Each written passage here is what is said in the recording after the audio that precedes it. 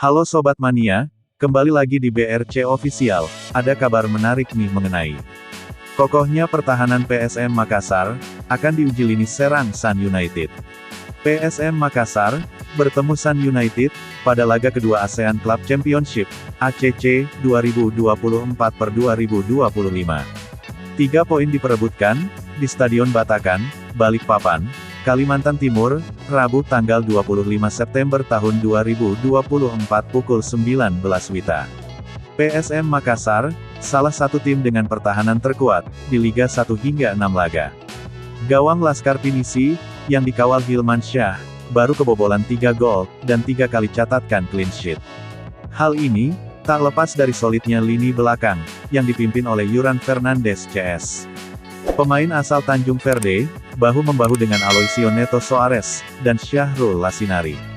Ujian sesungguhnya, akan datang ketika hadapi Sun United. Tim besutan Hiroki Ono ini, tampil garang, dari 11 laga Liga Myanmar. Bukukan 34 gol, bahkan 2 laga terakhir cetak 10 gol. Gelandang serang asal Ghana, Mark Sekji, jadi pemain banyak cetak gol dengan 5 gol. Lalu ada penyerang asal Brasil, Efrain Rintaro, dengan torehan 4 gol. Terakhir ada sayap Yet Ying Aung, di laga terakhir cetak hat-trick. Kerja ekstra, harus dilakukan penggawa pasukan Ramang, demi meredam agresivitas penyerangan Sun United.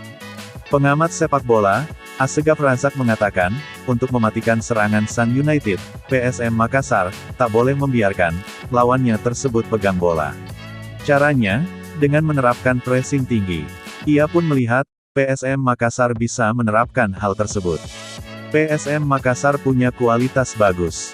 Pressingnya bagus. Lawan, Sun United tidak bisa berbuat banyak, kalau kita lakukan pressing yang kuat, katanya, saat dihubungi melalui telepon, Selasa, tanggal 24 September tahun 2024.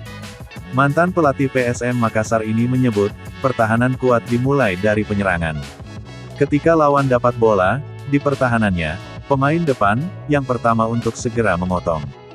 Bagaimana penyerang pressing lawan, tidak memberi kesempatan kepada lawan sebutnya.